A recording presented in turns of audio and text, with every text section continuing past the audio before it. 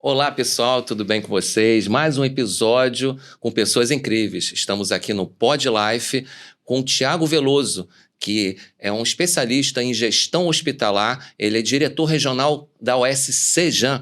Vamos conversar com ele? Roda a vinheta.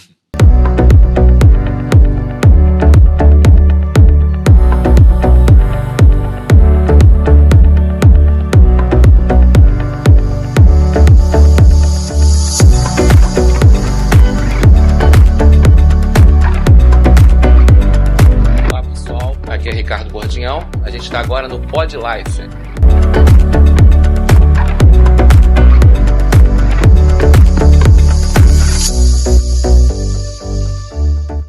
Olá, Thiago, um prazer ter você aqui no Pod Life, né? Eu sei que você é uma pessoa extremamente ocupada, foi difícil te trazer aqui, eu estava falando até com as pessoas que me auxiliam aqui, falei, já trouxe... deputado estadual, deputado federal, 2 secretários de saúde, eu não consigo trazer o Thiago. O que é isso? Uma pessoa extremamente ocupada. Eu fico feliz que você deu esse teu tempo aí, que deve ser extremamente precioso aí, que você deve ter muitas demandas, para poder conversar um pouquinho com a gente e contar um pouquinho da sua história, né? É uma história, uma carreira enorme, uma carreira com sucesso, pelo que eu vi a sua biografia. E para a gente começar, queria saber por que virou gestor hospitalar, essa parte de gestão, que é uma coisa que interessa muita gente. Bacana. Primeiro de tudo, muito obrigado pelo convite, Ricardo. É uma honra estar aqui no seu espaço, tendo essa oportunidade de contar um pouco da minha trajetória, da minha história, o porquê me tornei gestor, né? E por que estou na saúde? E as pessoas sempre me perguntam, você é médico? Eu falei, não, mas como você não é médico? Você dirige um hospital há anos, você fala com os médicos, enfim, eu sou casado com uma médica, né? Então, bacana. Então, assim, minha trajetória se iniciou na gestão porque eu gosto de gente, né? Então, desde criança, eu sempre gostei de comercializar, de criar produtos, de agradar as pessoas, de ligar os pontos, de aproximar as pessoas, resolver problemas. E de me relacionar. Eu adoro o ser humano, eu adoro gente, eu gosto de gente, eu preciso estar ali e de ajudar. Então, desde criança, na escola, eu me envolvia lá com campanhas de melhorar as coisas na escola, vendia coisa na escola. Quando eu via, estava comercializando na esquina da minha casa, atraindo pessoas. Minha família ficava doida, entendeu? E como que eu vim parar na saúde, né? Eu tive a oportunidade, porque eu sou muito grato. Quando eu era criança, meu pai, ele assumiu, ele é físico nuclear, e uma empresa, um sonhador conhecido no Rio de Janeiro, falou que ia fazer a maior empresa de saúde do Brasil. Ele não... Pô, esse cara tá meio doido, pô, será mesmo? E anos depois isso foi acontecendo devagarinho, e essa pessoa chamou ele para ser o diretor de marketing dessa empresa. Ele foi estudar, ele era físico nuclear, engenheiro, pô, estudar marketing, foi para Harvard, então isso me influenciou muito. Acompanhar essa trajetória, e essa empresa é a Amil Assistência Médica, né? Então, meu pai foi diretor da Amil. E na minha adolescência eu passei vendo aquela coisa toda acontecer, no início da década de 90, campanha de helicópteros, resgate, de marketing, campanha. Isso te encantou, né? Me encantou porque eu ia para dentro da empresa, e a Amil era pequenininha, ela começou em Duque de Caxias, depois foi para Tenente Pozzolo, um prédio pequeno. Então eu gostava de passar minhas férias dentro da empresa para aprender. Eu ficava fascinado por aquilo, mas nunca ia imaginar trabalhar no hospital e dirigir um hospital. Eu era fascinado pelo marketing, da comunicação, de criar produtos, de atender, satisfazer as pessoas com qualidade. A Amil era uma empresa muito voltada para a qualidade, enfim. Mas não vim falar da Amil, né? Vim falar do Thiago.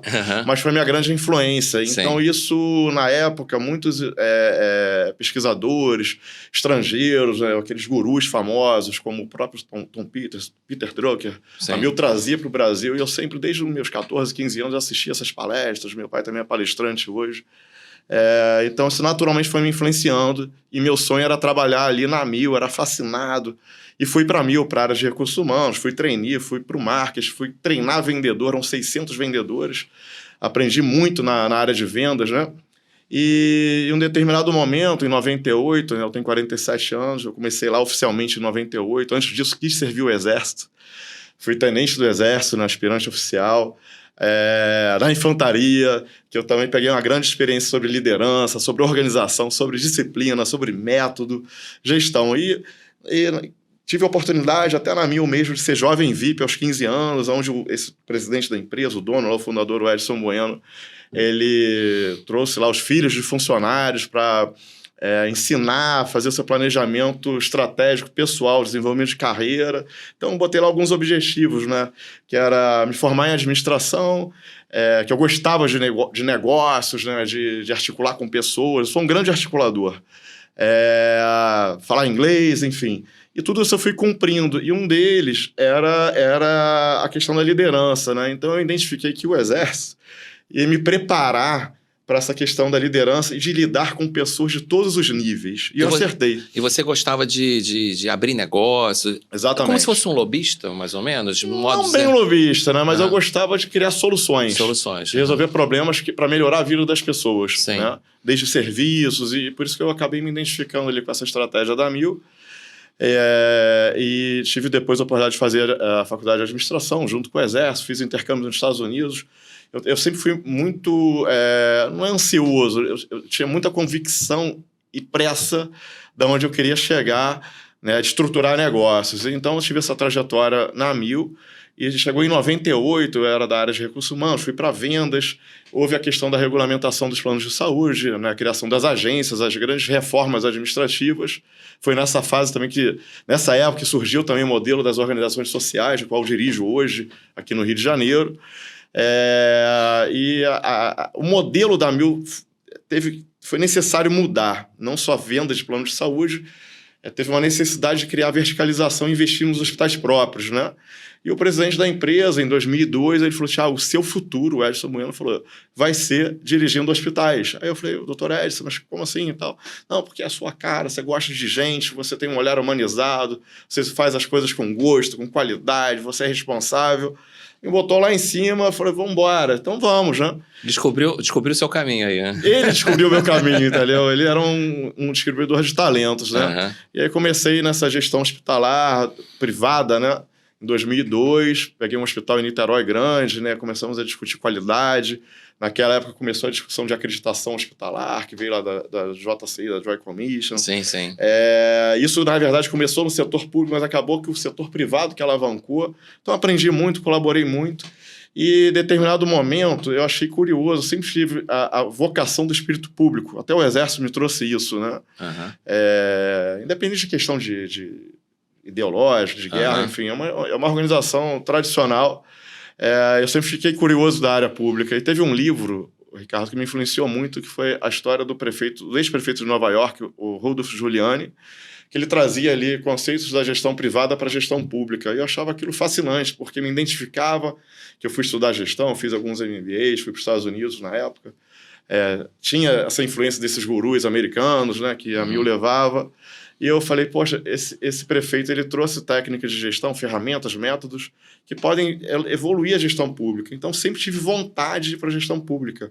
E tive a oportunidade, final de 2014, de ser convidado pelo secretário estadual de Saúde, que assumiu no governo em 2015, para ser o assessor dele de gestão. Na verdade, era um cargo de subsecretário-geral, mas ele falou, eu não vou te botar num cargo oficial de subsecretário, porque senão você não vai conseguir criar. Você vai ficar lá respondendo órgãos de controle, Ministério Público, você tem que estar mais solto para ter uma gestão transversal. Sim. E a gente fazer uma grande reestruturação da Secretaria Estadual de Saúde. E ali foi incrível, porque nesse mesmo momento eu estava fazendo meu mestrado em Administração Pública e Privada pela EBAP, na FGV. Uhum. Então foi muito intenso esse período da Secretaria, um momento difícil para o Rio de Janeiro, onde a crise financeira assolava de uma maneira bem aguda, né, em 2015, 2016. Então foi um aprendizado incrível, a gente pôde colaborar bastante.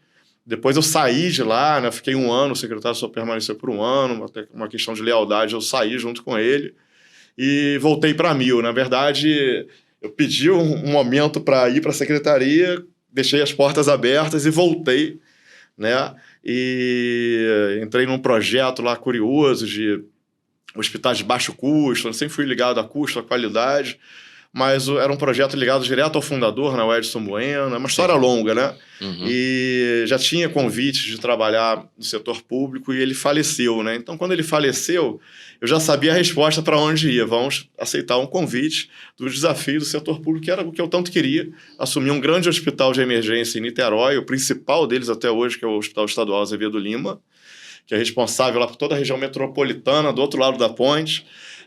6 municípios, foi um momento também de muita crise. E como foi para você, né, uma pessoa que estava com um perfil da iniciativa privada, com conceitos técnicos muito bem apurados, né? Você se especializou, se capacitou, pegar um órgão público foi um desafio grande, você deve ter tido várias barreiras, né? Sabe, Ricardo, o que me motivou foi uma questão de propósito, né? Todo esse preâmbulo que eu fiz rapidamente da minha história inicial, das minhas influências, eram voltados para a humanização, né? O olhar humanizado e a qualidade, né? Então, isso a gente trabalhou muito lá no setor privado, nessa empresa onde eu vim. E quando eu tive a oportunidade para o setor público, eu fiquei muito motivado nesse propósito. E por que não ter qualidade no setor público? E por que a gente não pode fazer aqui o que eu aprendi em fazer na Mil? A gente sabe que a questão do recurso é limitante, né? O Brasil é um dos países que menos investe em saúde, em sistema de saúde, né? Dos países que têm sistema público universal. O Brasil, segundo a OCDE, é um dos países que menos investe em saúde, né? No sistema. Então, dos percalços é a dificuldade orçamentária. Mas não é só isso, né? Eu costumo dizer que tem muita oportunidade, tem muito desperdício, tanto no público quanto no privado. Então, eu sou muito motivado por esse propósito de trazer qualidade. Então, assumi lá o Azevedo Lima com 1/3 do orçamento, o caos total. E como eu tinha gerido esse hospital, né, não era o diretor principal, mas fui da direção do principal hospital de Niterói, que é o CHN, hoje Complexo Hospitalar de Niterói, o modelo de organização social permite uma flexibilidade de contratação. Eu consegui ter um apoio muito grande dos profissionais do CHN privado. Levei esses profissionais de alta qualidade para esse hospital público e a gente transformou, na época, o Azevedo Lima, ganhamos prêmios assim, de melhor CTI do Brasil, performance de dados segundo a plataforma do Epimed. Então, me desenvolvi muito, né, resolvendo o problema. Qual era o problema? Cara, tem um orçamento pequeno, não tem caixa e a gente tem que atender essa população, né? Então, a gente foi equacionando. Eu sou muito obstinado a resolver problemas desse tipo, né? E as pessoas, de novo, perguntam: por que você não fez medicina? Você é médico? Eu falo: não, o gestor, eu sempre faço analogia, o gestor, ele é o especialista, é o médico das organizações, né? Então, a gente equaciona um problema, define ali se é clínico, se é cirúrgico, traça planos de ação, porque toda organização ela precisa ser sustentável também, economicamente, seus processos, as pessoas nos lugares certos. Isso não é trivial, né?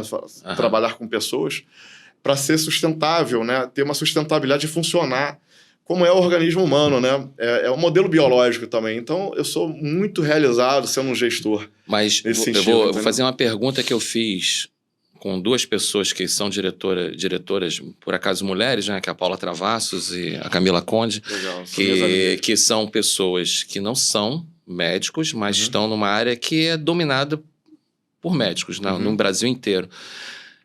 Houve dificuldades para essa introdução ou você mostrou realmente que gestão é a capacitação? Porque o médico ele não tem, basicamente, no seu currículo, essa questão de gestão. Eles se capacitam para fazer a gestão. Diferente de você, que tem toda uma grade, se preparou muito para isso, né? Pelo que você acabou demonstrando. Você teve alguma barreira de entrada? Olha, Ricardo, uma pergunta bem interessante, que isso é muito comentado. Hoje eu sou doutorando em saúde coletiva da UFRJ. Sim. Vários seminários que eu participo, às vezes surgem essas questões. Poxa, eu tive a oportunidade de assumir o Hospital Evandro Freire há 7 anos na Ilha do Governador, também sendo diretor-geral. Acho que eu fui o primeiro a não ser médico da rede, né? Não sei, até o histórico que eu tenho. Isso foi muito natural, até por conta dessa minha trajetória. Foi importante falar de onde eu vim. Sim. Esse meu vínculo com a Mil, tive a minha empresa de médicos, né?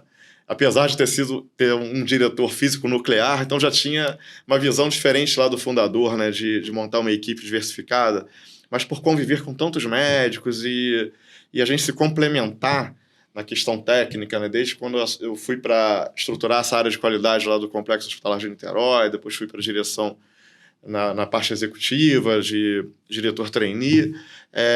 Isso foi acontecendo. E por ter criado essa legitimidade, completando nossos trabalhos, né, da medicina e da gestão, e o hospital lá, o CHN, ele foi atingindo resultados início dos anos 2000, ele foi se consolidando e mais organizado, seus processos organizacionais, suas pessoas capacitadas. Eu acabei conhecendo muitos médicos. E quando eu fui para a área pública, como eu fiz esse trecho, né, muitos me ajudaram no momento de crise lá no Azevedo Lima. Então, isso trouxe mais legitimidade por conta desse propósito maior, sabe? De transformar o setor público. O seu network era muito grande, e você já tinha mostrado realmente... Estou tentando fazer aqui um resumo. Você já tinha mostrado realmente a importância do trabalho em si como gestor, né? As pessoas já te conheciam. Sim. E foi um facilitador no momento que você precisou, foi te legitimando no momento Exatamente. Que você precisou, não é isso? E eu vou resumir essa sua fala perfeita, seu resumo, uma palavra chamada confiança. Então, assim, tudo são relações de confiança, né? Uhum. Então, essa relação de confiança, de transparência, de apoio, eu sempre fui um apoiador, né, para que a estrutura organizacional funcionasse bem para a medicina poder acontecer. Porque se você não tem boas condições de trabalho, uma boa estrutura, bons equipamentos e a tecnologia, onde a gestão estuda, então, não tem como exercer uma boa medicina do que o médico, a equipe assistencial, o enfermeiro, o fisioterapeuta, toda a equipe multidisciplinar estudou, porque ele não estudou o que eu estudei e nem praticou aquela bagagem que eu tinha. Sim, sim. Então, nós demos as mãos e fomos construindo juntos, inclusive. Quando teve essa oportunidade de acreditar o hospital, trabalhar esses modelos, a acreditação, falar um pouco sobre isso se tiver um tempo, ela acaba sendo um norteador para engajar a gestão a objetivos, as certificações, os modelos de acreditação, ele vem da indústria, né? Tiago, eu vou até falar sobre isso, né? Sobre certificações, que é um ponto fundamental. Eu vim da indústria, né? Eu trabalhei na GSK, eu sei a importância disso. E eu queria só para dar um parêntese aí, né? Nos Estados Unidos, se você que já estudou lá e vivenciou as áreas de trabalho lá, você, por exemplo, gestor de formação, você é médico de formação, mas você pode se tornar qualquer coisa desde que... Lá é muito assim. Por exemplo, eu sou farmacêutico, eu já trabalhei em diretorias de OS, já fiz outras coisas, né? E aí não é porque eu sou farmacêutico que eu vou trabalhar só na área operacional. E você é um exemplo disso, como outras pessoas são, né? Isso é um conceito muito brasileiro, né? Que você vê que nos Estados Unidos não funciona assim. Isso está se quebrando. Está se quebrando. E você furou essa bolha, como outros furou também, né? Eu já furei em algumas etapas da minha vida e é muito gratificante conhecer uma história como a sua e de sucesso, porque o resultado veio aí através das certificações, né, que o Hospital Evandro Freire teve, né, a Sejan teve com isso, que foi muito trabalho seu e da sua equipe, né, que eu pude verificar, e eu quero que você até fale sobre isso, como chegamos até esse ponto. Maravilha. Você trouxe um ponto que hoje a gente vive, eu sempre falo isso em todos os seminários, uma grande transformação tecnológica, digital da história, né? A gente teve uma grande transformação, foi na época da Revolução Industrial, e hoje em todas as áreas. Então, aquela profissão... Até eu tenho 47 anos. Quando fui fazer vestibular, escolhi administração, porque eu falei, cara, eu não quero ser nem isso, nem aquilo. Administração, eu vou poder ser qualquer coisa, entendeu? Sim. É genérico, essa visão. Mas, quando a gente é jovem, sempre dá aquela insegurança, né? Eu tinha muitos amigos médicos também de infância, que se tornaram médicos. Eu falei, pô... Os caras estão se formando, já estão comprando apartamentos, caramba, eu ainda estou ali, sabe? Aí você, pô, será que eu escolhi a coisa certa? Enfim, não, é natural. As coisas vão dando certo, né? E você também, com certeza, você olhou para alguém e falou assim, eu quero ser essa pessoa. Em algum momento alguém te inspirou. Sim, eu contei um pouco da minha história, né? Meu pai falava isso, Thiago, eu sou físico nuclear, sou engenheiro, eu faço as propagandas da Amil, eu não entendo nada de filme, mas ele entendia de estratégia e sabia do posicionamento, ele se cercava de pessoas que dominavam e ele sabia montar time, então eu me inspirei nisso. Né? Eu me cerquei na saúde. Isso é bem inspirador. Das melhores pessoas ali que eu conheci na minha trajetória, né? Quando eu assumi esses hospitais em momentos de crise, como foi o Evandro Freire também, eu sabia quem buscar, eu sabia montar time, porque eu tive essa inspiração, eu tive esse exemplo dentro de casa, né? Então, acho que isso foi a mudança de chave. Mas hoje, as profissões, você pode fazer hoje a educação física virar um CEO de uma empresa na indústria, entendeu? Com certeza. Porque, como nos Estados Unidos, isso é muito aberto. Mas talvez há 10 anos atrás isso não era, né? E eu fiz um curso agora de atualização no MIT, lá em Boston. O maior ecossistema de inovação, principalmente da saúde, né? Não foi específico na saúde, foi de liderança, transformação digital. E lá eles falaram assim nas aulas, vários professores, Thiago, hoje o profissional que faz a diferença, porque o técnico, nós temos os melhores alunos aqui no MIT e em Harvard, mas hoje o que é valorizado é aquele profissional que sabe ligar os pontos, porque o técnico tem aqui. Mas aquele profissional que sabe ligar o ponto do técnico para resolver um problema, e isso aí foi muito inspirador para mim. Isso foi há 6 meses atrás. Nem isso, 5 meses atrás. Então, é isso que eu costumo fazer. Caramba, eu acho que eu estou no caminho certo. Porque essa história de trazer médicos, essa história natural que aconteceu comigo foi uma sorte.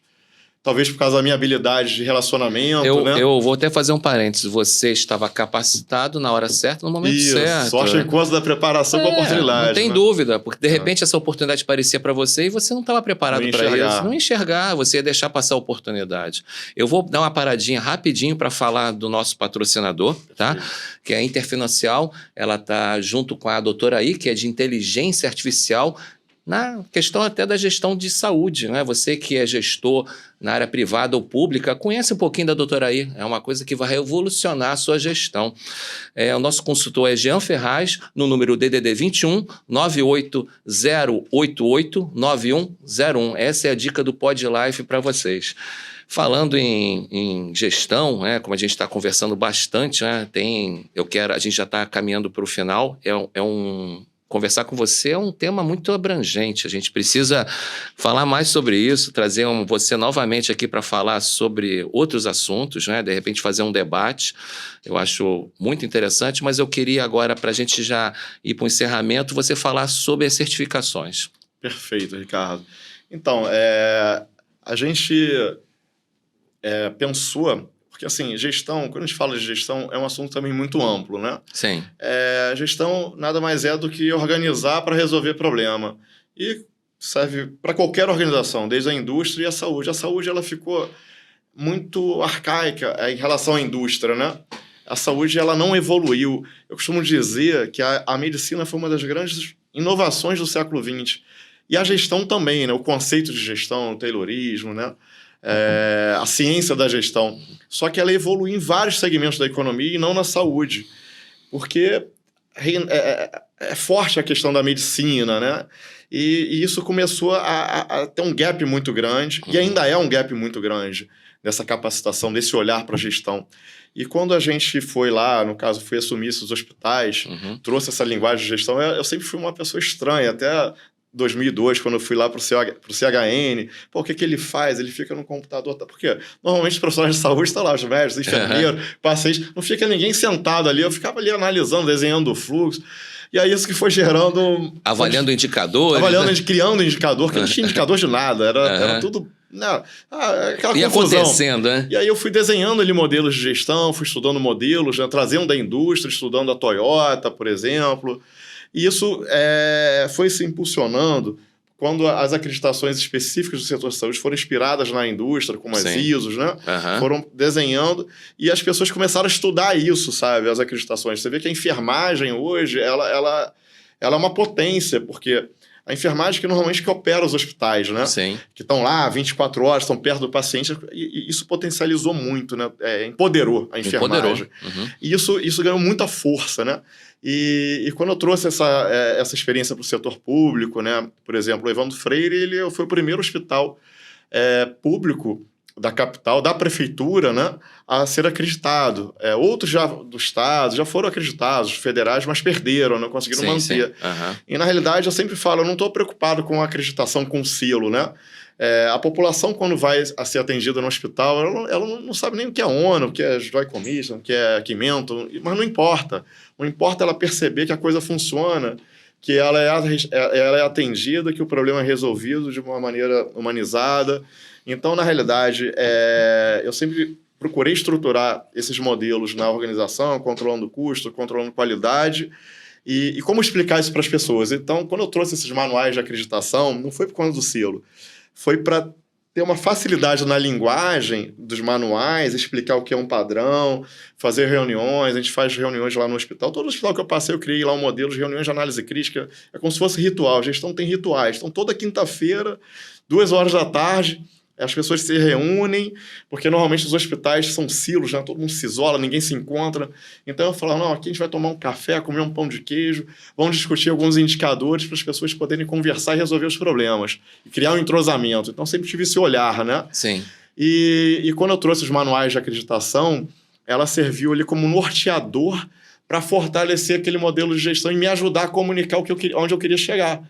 Então ela foi um pano de fundo potente, né? E a consequência que a gente precisa a cada 6, 8 meses é passar por uma recertificação, e cada ciclo desse é um ciclo assim, de melhoria contínua, sabe? De muitas melhorias, e o paciente ele acaba percebendo, porque melhora a segurança, melhora a qualidade, melhora a estrutura, melhora as inspeções, né, da estrutura no hospital. Eu acredito, Thiago, que quando você implantou esse sistema de qualidade, até essa cultura ser utilizado no hospital, deve ter sido muitos desafios, muitas barreiras, muita gente que nunca viu isso. Não acreditava. Tá maluco?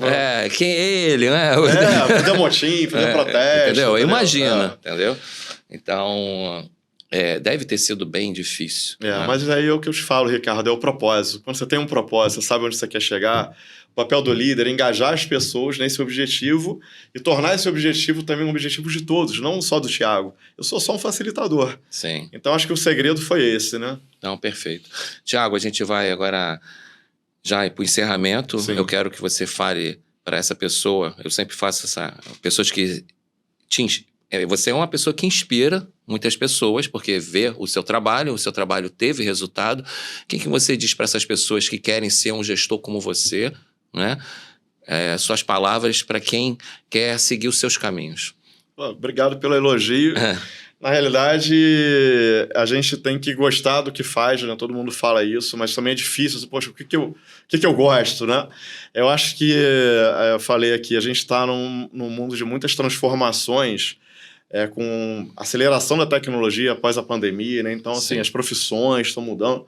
Eu acho que, na realidade, é descobrir qual a sua essência, o que você gosta de fazer, o que te motiva para mudar a vida de alguém. Eu acho que é importante, a gente tem que ter um propósito de ajudar, de fazer a diferença assim, na vida do outro. E com esse momento de transformação, de crises, né?